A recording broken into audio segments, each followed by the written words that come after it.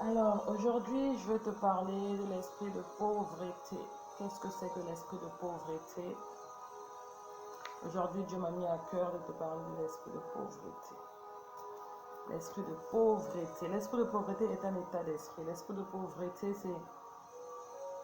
Beaucoup nous pensons que l'esprit de pauvreté, c'est le fait de manquer d'argent, le fait de ne pas avoir l'argent, le fait de ne pas, peut-être, je ne sais pas, pouvoir joindre les deux bouts, pouvoir avoir un salaire satisfaisant, ou encore être tout simplement pauvre comme toutes ces personnes démunies qu'on voit. Mais non. L'esprit de pauvreté est un état d'esprit intérieur.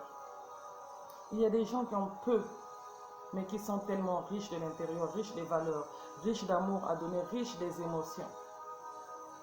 Et il y a des gens qui ont tout, mais qui sont tellement pauvres d'intérieur, pas d'amour propre, pas de valeur, pas d'amour à donner, pas d'émotion, pas de sentiments. Des gens riches mais incapables d'aimer, des gens riches mais incapables d'aider, des gens riches mais incapables d'être sensibles à l'amour qu'une autre personne lui donne. C'est-à-dire la personne a l'argent, a tout, il a tout le pouvoir, il se croit permis, tout permis, elle se croit tout permis. La personne perd le sens des valeurs, la personne perd le sens du respect, la personne se croit au-dessus de tout, la personne prend les gens de haut.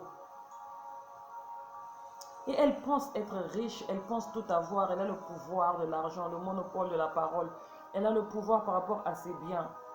Mais en fait, spirituellement devant Dieu, cette personne est pauvre.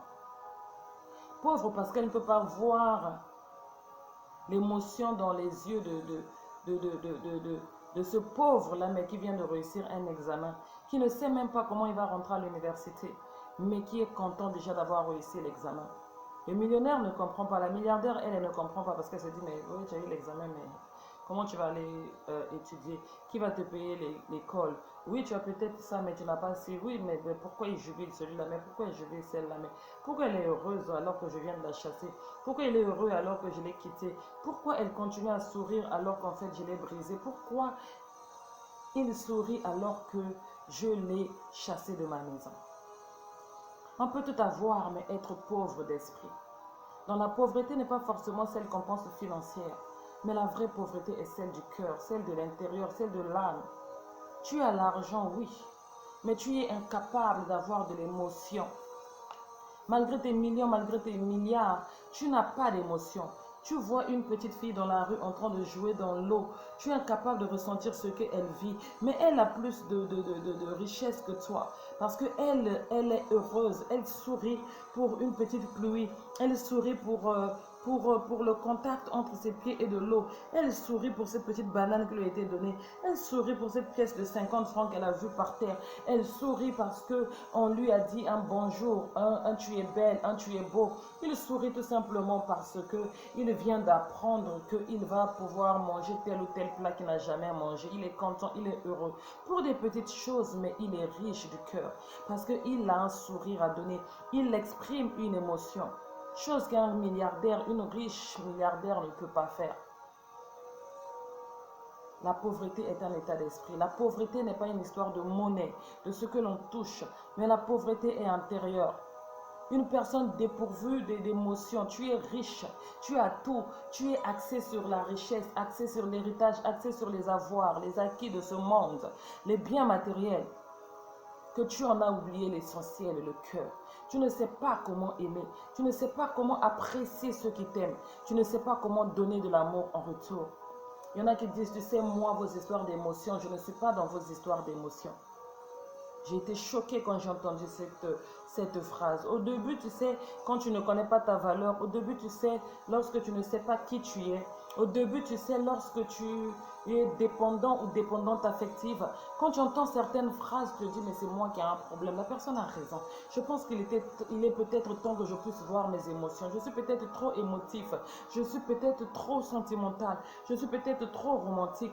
Et tellement tu es sous l'emprise de cette personne, tu es tellement dans un manque de confiance en toi, de valeur en toi, que tu te dis que oui.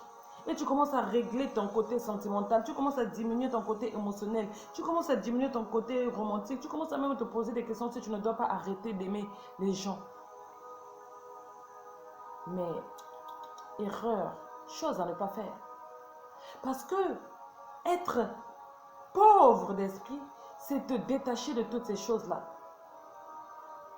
Une fois que tu te détaches de toutes ces choses-là, qu'on appelle l'émotion, qui est même le sens même de l'être, le sens même de la vie.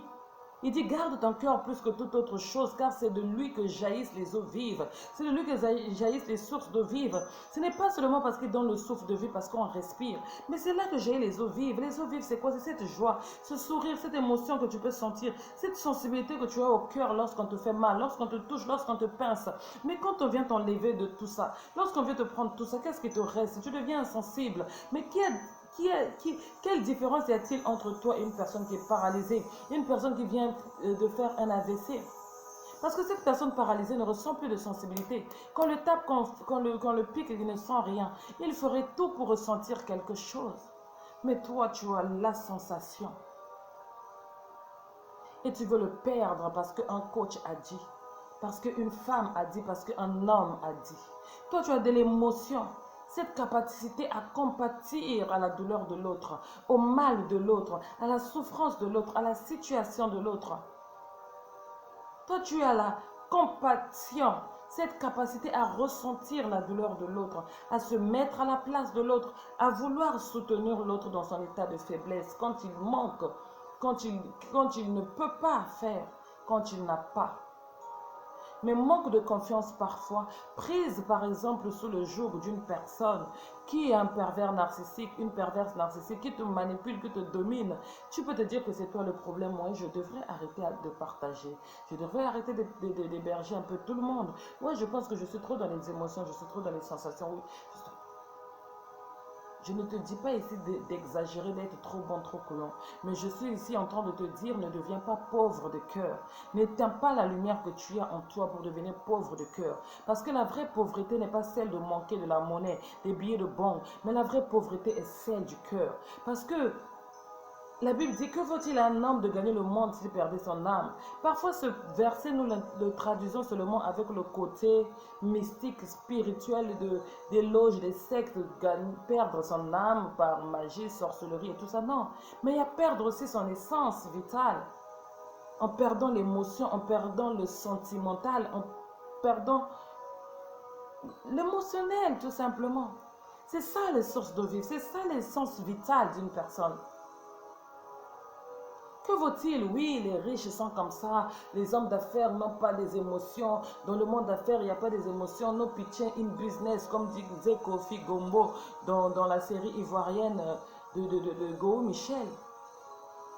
D'accord, no pitching in business. Ok, dans le business, il n'y a pas de pitching, mais cela ne doit pas, l'argent ne doit pas te faire oublier que tu es un être humain. L'argent ne doit pas te rendre à un niveau où tu es incapable de voir quelqu'un qui est en train de mourir, de le sauver. Incapable d'aller à la rescousse de ton frère sous prétexte qu'il t'avait fait, elle t'avait fait et tu deviens insensible. Oui, on pardonne mais on n'oublie pas. Oui, certaines personnes, il faut les tenir à l'écart. Mais d'accord, je ferai comme Jésus de Nazareth face aux pharisiens qui sont en train de l'empêcher de guérir l'homme à la main sèche, qui sont en train de l'empêcher de sortir cette brebis dans le trou. Il dit d'accord, c'est le jour du sabbat, je ne dois pas travailler. Mais si c'est la seule brebis que j'ai, que vous avez, vous allez la laisser mourir dans ce trou sous prétexte que c'est le jour du sabbat. Non, moi je le sors, je le guéris. Et quand vous dites que je fais mal parce que c'est le jour du sabbat, vous en voulez à ma vie à cause de ça. Je suis là aussi pour vous aider, vous, hein. Mais je préfère aller loin. Mais je vous aiderai à distance. Je prierai pour vous à distance. Jésus n'est pas devenu insensible, n'a pas dit que je ne m'occuperai plus des pharisiens parce qu'ils se sont opposés à moi, parce qu'ils ont voulu me tuer. Non, il a juste dit, je vais mettre ma vie en sécurité en m'éloignant, mais je continuerai à m'occuper d'eux. Quiconque viendra me voir et voudra de mon aide, je lui donnerai mon aide. Mais je ne pourrai juste plus m'approcher de vous pour protéger ma vie. Voilà ce que tu dois faire. Protéger ta vie. Mais cela ne veut pas dire que quand cette personne sera dans la souffrance, que tu ne pourras pas lui donner un verre d'eau parce que hier il t'a fait. Non. Ça c'est le mauvais cœur, ça c'est devenir insensible. Ça c'est perdre l'empathie. Et quand tu perds toutes ces valeurs qui fait de toi un être humain, qui fait de toi ce que tu es un cœur, c'est que tu n'as plus de cœur, tu as maintenant une pierre à la place du cœur. Et quelle est la différence entre toi et un démon? La pauvreté. La vraie pauvreté, c'est celle d'être pauvre du cœur, incapable de donner ce que Dieu a mis dans le cœur. Dans le cœur, il y a l'amour, il y a l'émotionnel. Dans le cœur, il y a la bienveillance, il y a l'empathie, il y a la compassion. C'est ça le cœur de Dieu. C'est pour ça souvent les catholiques symbolisent le cœur de Jésus avec plusieurs lumières étincelantes autour. Toutes ces lumières représentent comment je vais appeler ça? Voilà, un sentiment, une émotion, une caractéristique. Et c'est l'ensemble de toutes ces caractéristiques-là appelées amour, bienveillance, paix, émotion, compassion, empathie, qui forment l'essence même de ce cœur. Le contraire, c'est l'apathie. Le contraire, c'est une pierre. La pauvreté est un état d'esprit. On est plutôt pauvre à l'extérieur parce qu'on n'a rien à l'intérieur. On est pauvre à l'extérieur parce qu'on n'a rien à l'intérieur. Ce n'est pas parce qu'à l'extérieur qu'on a beaucoup d'argent qu'à l'intérieur on est riche. Non, ce n'est pas parce qu'à l'extérieur qu'on est pauvre, qu'on n'a pas de finances, on n'a pas de la monnaie qu'à l'intérieur on est pauvre. Non. La pauvreté est un état d'esprit. Lorsque tu te sens pauvre à l'intérieur, je n'ai pas d'argent, je n'ai pas d'émotion, je n'ai pas de mari, je n'ai pas d'enfant, je ne peux pas faire ceci, je peux pas. Tu es pauvre à l'extérieur, mais pourtant tu vis dans une belle maison, tu as une voiture, tu roules, mais personne ne voit l'essence de tout ce que tu as. Personne n'arrive à jouir de tout ce que tu as. Même toi-même, tu n'arrives pas à jouir de tes avoirs. Pourquoi? Parce qu'à l'intérieur, tu es tellement pauvre, tu n'as plus de joie de vivre, tu n'as plus de sourire, plus l'envie, la vie n'a plus de sens. Pauvre de tristesse, traumatisme, passé, je ne sais pas quoi, tout ce qu'on t'a fait, que malgré tout ce que tu as à l'extérieur, tu n'arrives pas à en jouir et tu n'arrives pas non plus à en faire jouir d'autres personnes parce que dedans tu es pauvre. Et lorsque on est pauvre extérieurement, c'est-à-dire financièrement, on n'a pas d'argent, c'est justement parce que nous sommes pauvres à l'intérieur. Voilà pourquoi je dis que la pauvreté est un état d'esprit. Je n'ai rien, je suis bon à rien, je n'ai pas de travail, je fais que souffrir. Toutes les choses autour de toi, à l'intérieur de toi, sont pauvres. Et du coup, cette pauvreté de l'intérieur émane de l'extérieur et fait que tu ne travailles pas, tu n'arrives à rien faire parce que tes pensées sont déjà pauvres, ton cœur est déjà pauvre et tu t'es renfermé sur toi, tu t'es bloqué sur toi par tes pensées limitantes, par tes préjugés. Non, et on donne que le travail interne, les riches marchent entre eux. Là-bas, je ne peux pas m'avancer, là-bas, je ne peux pas rentrer. Non, les centres commerciaux, ce n'est pas pour nous. Non, l'eau minérale, c'est pour certaines personnes. Non, les États-Unis appartiennent à certaines personnes. Non, les visas, c'est pas pour nous. Moi, je ne peux même pas m'approcher d'une ambassade à temps. Même moi, aller même faire un passeport à temps. Même la pièce d'identité, je n'ai pas, je veux penser au passeport. Le permis de conduire, c'est pas pour moi. Des limitations bêtes, des préjugés que les riches marchent entre eux, que le bonheur c'est pour ceci, que la richesse c'est pour ceci. Tellement rempli de préjugés à l'intérieur de toi, des pensées limitantes que tu as appauvri ton âme. Et comme ton âme est appauvrie, rien ne peut sortir. Et te voilà à l'extérieur, tu te contentes de vendre de l'eau, de mettre une petite table parce que tu te dis que c'est tout ce que toi te convient. C'est tout ce que toi tu as droit. Tu es venu sur la terre que pour les petites choses. Lorsqu'on dépend financièrement d'une personne, c'est aussi ça la pauvreté. La pauvreté, c'est aussi dépendre d'une personne. Donc, premièrement, on a parlé de la pauvreté émotionnelle. Là, maintenant, nous allons venir vraiment de la pauvreté financière comme nous l'entendons. La pauvreté financière, certaines personnes sont pauvres, tu n'as rien, mais tu te poses la question, pourquoi moi je n'arrive pas à entreprendre comme les autres? Pourquoi cette sécheresse autour de moi? Pourquoi les mains sont secs? Pourquoi je n'arrive pas à toucher l'argent comme les autres? Pourquoi tout ce que j'entreprends tombe à l'eau? Mon frère, ma soeur, cet esprit de pauvreté vient du fait que tu es dépendant d'une certaine personne. Tu y as fait de quelqu'un ton Dieu. C'est peut-être une tante qui te donne une allocation chaque fin du mois. C'est peut-être la CAF que tu prends chaque fin du mois. C'est peut-être ton ex-mari qui te donne la pension chaque fin du mois. C'est peut-être cet homme avec qui tu es, qui fait tout de la tête jusqu'aux pieds et dont tu es dépendant. Tu lui as accordé son pouvoir à la CAF. Il sait que chaque fin du mois, tu dois aller demander, tu dépends de lui. Tu prends même des enfants pour pouvoir avoir plus d'argent. Tu deviens esclave de ce système-là. Tu deviens esclave de la matrice. Donc, si ces agences-là, si ces entreprises-là, si ces trucs-là ont de la magie, sont dans les sectes, tu y es la proie. Donc, pendant qu'eux, ils te donnent ce que toi, tu appelles de l'argent pour nourrir tes enfants, ce qui te pousse à pondre de millions d'enfants pour avoir plus d'allocations, eux, ils sont en train de te vider de ton énergie, de ton essence, parce que tu deviens dépendant d'eux. Pendant que toi, tu laisses l'homme faire tout pour toi et que tu es avec lui pour de l'argent et que lui, il se tape la poitrine, qu'il te fait de la tête jusqu'aux pieds, cela te brise les mains, cela te brise les pieds, cela te brise l'estime, cela te décourage de faire quelque chose. Ça te met dans une dépendance financière et ça devient comme une drogue et tu ne vois que ta vie par cette personne. Malgré les atrocités que il ou elle va te faire, tu seras obligé d'accepter parce que tellement habitué à recevoir et à ne pas chercher, tu seras dans les capacités de te voir avancer sans lui, sans elle. Voilà pourquoi beaucoup de femmes s'adonnent à la prostitution, s'adonnent à des pratiques. Il y a des femmes qui sont sodomisées dans des foyers. Le monsieur, il est homosexuel, mais dis-toi, tu seras là que pour la sodomie. Il y a des femmes qui sont dans des relations où le monsieur, il est homosexuel, mais la femme n'est que là pour décorer. Mais elle a tout ce qu'elle veut, mais c'est une couverture. Mais elle ne peut pas laisser tout ça. Elle préfère être une statuette, un rideau, une couverture, mais qu'elle a tout ce qu'elle doit, parce qu'elle ne sait pas travailler, parce qu'elle n'a jamais travaillé, parce qu'elle ne veut pas travailler. Tout ce qu'elle veut, c'est faire des perruques et faire des ongles. L'autre, c'est pas qu'elle ne peut pas travailler, mais ce dernier qui fait tout pour elle, l'a tellement démoralisée, l'a fait comprendre qu'elle est personne, tu n'es rien sans moi, les pervers narcissiques. C'est moi qui t'a fait, je suis ton début et ton commencement. Si tu me laisses, tu n'auras pas une femme comme moi, tu n'auras pas un homme comme moi. C'est moi qui t'ai sorti du trou, c'est moi qui t'ai sorti du gouffre, c'est moi qui ai aidé ta famille, c'est moi. La personne est tellement dans une culpabilité que tellement aplanie, apathie par des mots dévalorisantes, des paroles dévalorisantes, qu'elle n'a plus d'estime d'elle, elle n'a plus confiance en elle ou en lui et automatiquement il ne peut plus rien faire. Alors la personne perd son pouvoir et il devient dépendant de son bourreau, dépendante financièrement de son bourreau. D'où la pauvreté. Tu n'as rien effectivement parce que tu as fait de quelqu'un ton maître, tu as fait de quelqu'un ton chef, tu lui as donné son pouvoir parce qu'il te manipule financièrement.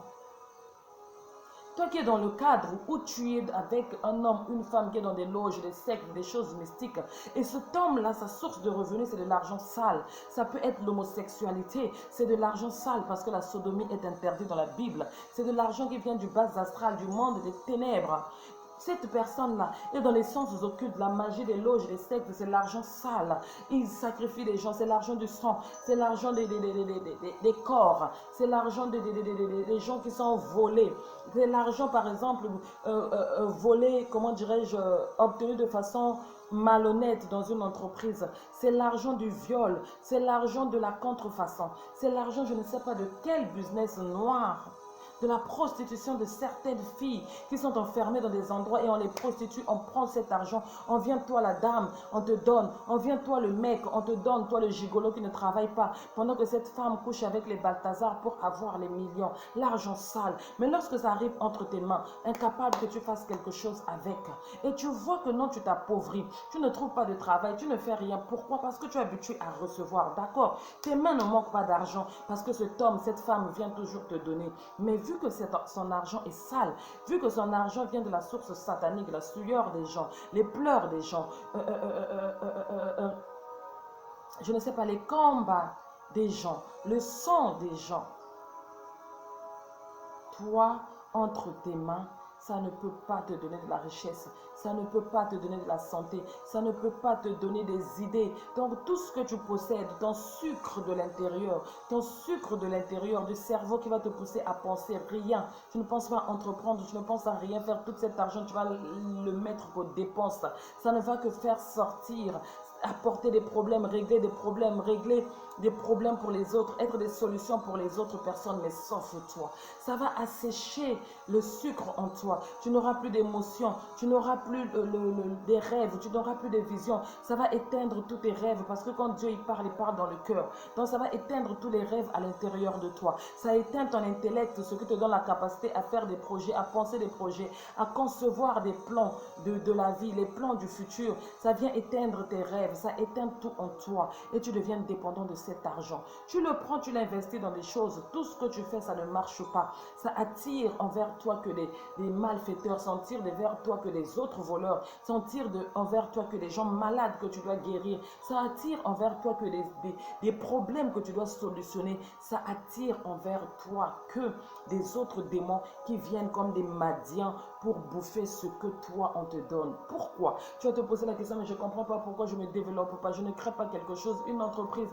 je ne fais rien. Vérifie la source de cet argent que cette femme te donne. N'est-ce pas l'argent de la prostitution? N'est-ce pas l'argent d'un Balthazar? N'est-ce pas l'argent d'une contrefaçon? N'est-ce pas l'argent pris injustement à des gens? L'argent que cet homme te donne n'est pas l'argent d'une loge, des gens sacrifiés, d'une femme qui l'a sacrifié, d'un enfant qui est paralysé dans une maison, d'un enfant qui est fou, qu'on dit que c'est l'enfant, le fou de la famille, mais le monsieur sait où il a mis l'enfant. N'est-ce pas un enfant peut-être qui est, comment on appelle, autiste, qui ne parle pas, qui est sourd, qui est muet, qui est complètement, je ne sais pas, ces enfants-là on connaît, qui sont comme des échantillons dans la maison, des légumes dans la maison, mais qui le mari sait où il a mis l'esprit, où la femme sait où elle a mis l'esprit, et par l'état de cet enfant, il a fait monnaie échange, elle a fait monnaie échange pour avoir les biens qu'il te donne, la voiture qu'elle te donne, et voilà que tout ce que tu entreprends, ça ne marche pas. Vérifie la source, et ça porte l'esprit de pauvreté, parce que tant que tu prendras l'argent venant de cette source, mon frère,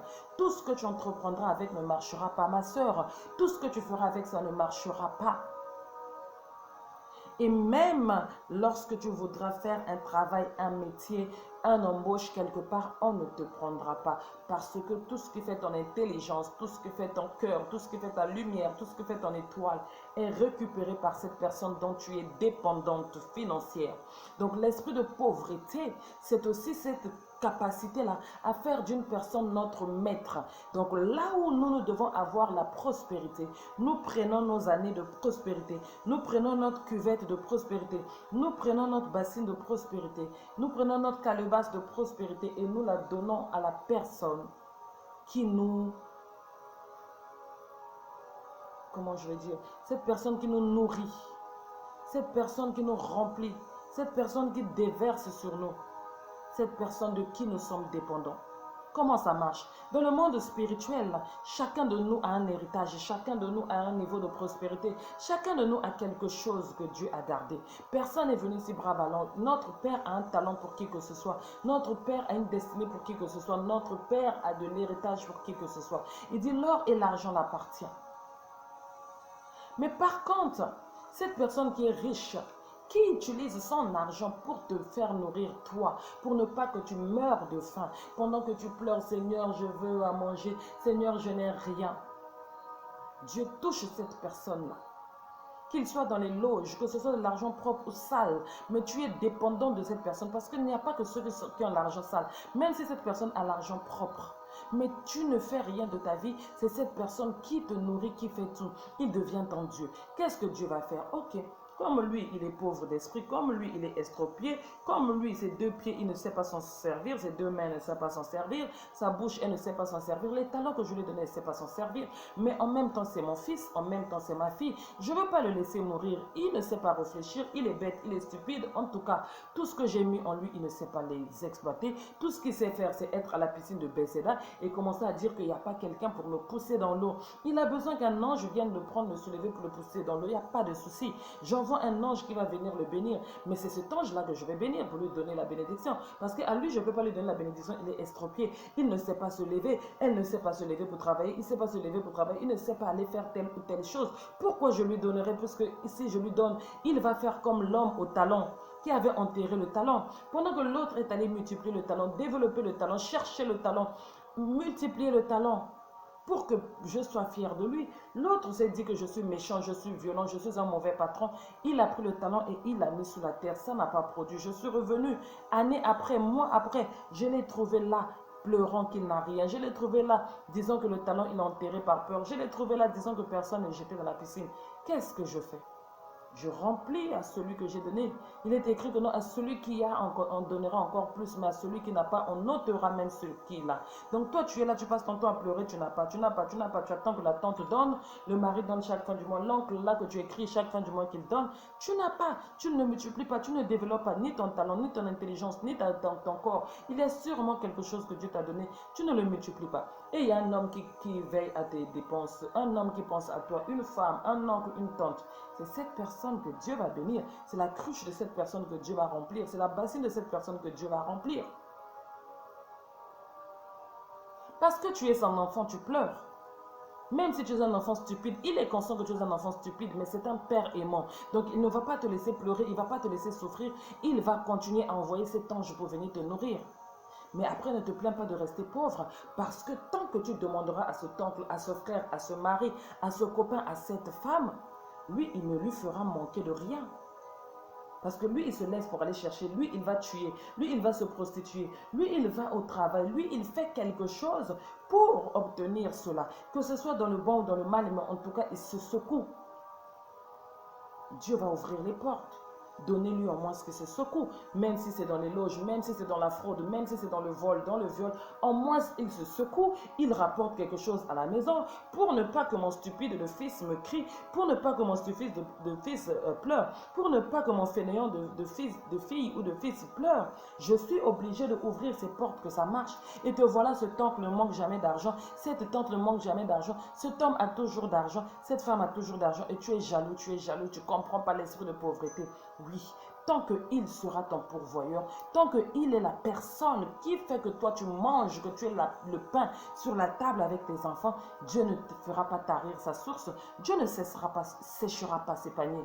Cette personne est peut-être ton adversaire, cette personne est peut-être ton gourou, ton pervers narcissique, c'est peut-être même une personne, chaque fois qu'il te donne ce pain, il se moque de toi. Chaque fois que tu vas à la cave pour prendre l'argent, on te maltraite, espèce de nègre. Tu vas pour demander l'argent là-bas, on t'insulte. Chaque fois que ton mari ou Haïti ou ta femme ou Haïti te donne sa carte ou te donne son argent, il t'insulte, Blacky, il te fait laver les assiettes, toi le mari, il te fait le babysitter, elle te fait laver les shots, les toilettes, oui, elle se moque de toi. Tu obtiens cet argent dans l'humiliation, tu obtiens cet argent dans la souffrance, tu obtiens cet argent parce qu'on te jette ça par terre, on te jette la nourriture par terre. Sans moi, tu ne peux rien. Tu trouveras personne comme moi. Toujours toi, encore tes problèmes. Il y a toujours une façon qu'on te dévalorise, mais tu es obligé de prendre parce que tu as fait de cette personne ton Dieu. Et tant que cette personne sera ton Dieu, laisse-moi te dire que Dieu le bénira. Voilà pourquoi en général les gens qui sont dans la pauvreté, ils vont souvent prendre ailleurs et les gens c'est qui ils vont prendre, ça ne finit jamais. Après ils traitent ces gens de magiciens, de sorciers parce qu'ils se disent mais comment ça finit jamais? Mais Dieu ne peut pas permettre que ça finisse parce que si ça finit, toi tu vas manger quoi? Si ça finit, tu vas appeler qui? Dieu ne veut pas le bénir. Dieu est fatigué de le bénir lui. Mais il arrêtera de le bénir le jour que toi, tu arrêteras de lui demander. Est-ce que tu comprends ça aujourd'hui? Capisci? Comme on dit chez nous en Italie. Il faut que tu mettes ça dans ta tête. Oui, c'est un fils de ténèbres. Oui, c'est un magicien, c'est un franc-maçon. C'est tes énergies qu'il utilise. C'est tes énergies qu'il prend. Chaque fois qu'il te donne chaque centime, tu es malade. Chaque fois qu'il te donne chaque centime, tu perds un travail. Chaque fois qu'il te donne un centime, aucun homme ne te regardera, aucune femme ne te regardera. Chaque fois qu'il te donnera un centime, tu ne pourras pas l'investir pour gagner quelque chose. Ça va finir comme ça dans la maladie. Ça va finir comme ça dans la boisson. Oui, l'argent est sale. Oui, il ne veut pas ton bien. Il utilise cet argent pour te garder captif. Oui, le Seigneur sait qu'il t'utilise. Oui, le Seigneur sait qu'il te donne les miettes, mais ce qu'il récupère chez toi, c'est plus. Il récupère ton intelligence, ta force, tes énergies. Voilà pourquoi tu es toujours malade. Mais le Seigneur ne peut pas le frapper, malheureusement. Le Seigneur ne peut pas la sécher. Parce que s'il la sèche, tu vas manger quoi? Tu n'as que lui. C'est ton Dieu. L'esprit de pauvreté, c'est lorsqu'on dépend d'une personne financièrement. L'esprit de pauvreté, c'est lorsqu'on fait d'une personne son Dieu, d'une entreprise, d'une société. Je ne sais pas de quoi, mais sans Dieu. Là, on vient de parler de la pauvreté financière. On a parlé de la pauvreté morale. Là, on a parlé de la pauvreté financière. Lorsqu'on dépend d'une personne et que cette personne devient notre Dieu. Sans cette personne, on va mourir. Sans cette personne, on ne peut rien avoir. Et on dit, Seigneur, pourquoi ma vie n'avance pas? Donc, cette personne est la seule personne qui peut me venir en aide, Seigneur. Il m'insulte, elle m'insulte à chaque fois qu'il me donne l'argent. Mais quand j'essaie de taper dans les autres portes, toutes les autres portes sont fermées. Cette personne est devenue comme mon Dieu, Seigneur, je ne comprends pas. Il m'a fait de la magie ou quoi? Pourtant, j'ai essayé plusieurs fois d'abandonner son argent, de ne plus aller chez lui. Mais il m'insulte, mais malgré ça, je repars. Mais parce que cette personne te manipule, cette personne connaît ton pouvoir, tu lui as donné son pouvoir, parce que cette personne a un ascendant sur ta vie, spirituellement, s'il est dans les choses mystiques, à cause du pouvoir de cet argent qu'il te donne, physiquement, même s'il n'est pas dans les choses mystiques, à cause de toutes ces paroles dévalorisantes qu'il te dit, tu as perdu ton pouvoir, et lui, il a le pouvoir, et tant que lui, il te donne, malgré les insultes et la maltraitance, Dieu va lui donner parce que Dieu ne veut pas que tu manques, parce que Dieu ne veut pas que tu perdes. Et la conséquence de ça, c'est que tu deviens dépendant de la personne. La conséquence de ça, c'est que tu enrichis cette personne, tu le rends de plus en plus riche. Donc l'esprit de pauvreté, c'est cette mauvaise habitude-là de dépenser bêtement aussi. Donc là, maintenant, nous sommes dans la troisième phase. L'esprit de pauvreté, c'est cette mauvaise habitude de dépenser bêtement. Tu travailles, tu as ton argent, tu le gagnes bien. Tu n'es pas né dans les loges, tu n'as pas l'esprit de pauvreté intérieure, tu n'as pas l'esprit de pauvreté, de dépendance à une personne. Ok, mais toi, c'est quoi ton esprit de pauvreté? Parce que chaque fois que tu reçois, tu ne sais pas économiser, tu ne sais pas mettre à côté, tu ne sais pas serrer la ceinture, tu ne sais pas te dépendre de ce que tu as. Tu ne sais pas calculer. Toi, ça doit sortir, ça doit sortir, ça doit sortir, ça doit sortir. La mauvaise habitude que tu as que de sortir chaque fois que tu rentres. Tu ne sais pas multiplier. Tu ne sais pas décupler cet argent. Tout ce que tu sais, c'est ça, le salaire rentre, ça ressort. Ça rentre, ça range les problèmes. Et tu tournes, tu tournes, tu tournes, tu tournes. Alors que la richesse, c'est l'épargne. La richesse, c'est l'épargne. C'est parce que Joseph avait pu donner la stratégie à Pharaon d'épargner le blé pendant les 7 ans de sécheresse qu'ils avaient pu manger pendant les 7 ans de sécheresse-là. Ils avaient épargné pendant les 7 ans d'abondance, pardon, qu'ils avaient pu rattraper le coup dans les 7 ans de sécheresse. Mais toi, ça tourne comme ça. Tu as 10 000, ça finit. Tu as 20 000, ça finit. Oui, tu as un salaire, ça vient. Oui, tu as quelque part où ça rentre. Tu n'es pas fainéant, tu travailles. Mais comme tu n'engendres pas, comme tu ne fructifies pas, comme tu ne multiplies pas, tu tournes, tu tournes, tu tournes. Donc pour toi, dans ton cas, la pauvreté n'est pas le fait de manquer de la monnaie entre tes mains. C'est le fait de ne pas avoir de l'argent dans ton compte, de ne pas avoir de la sécurité pour demain, de la sécurité pour ta retraite, de la sécurité pour ta progéniture, de ne pas avoir l'épargne. Donc si le travail s'arrête, si cette opportunité s'arrête, te voilà, tu deviens mort de faim. Et tu es pauvre. Parce qu'un salaire, ce n'est pas de la richesse. La richesse, c'est ce qu'on garde. La richesse, c'est matériel. C'est ce qu'on a acquis, tant à l'intérieur que dans un compte en banque. Mais ce n'est pas ce qu'on tient entre les mains. Ce qu'on tient entre les mains, c'est de la monnaie. La richesse, c'est ce que nous avons dans le matériel qui est caché sous forme de biens. Que le Seigneur te bénisse. C'est ce que je vais te partager.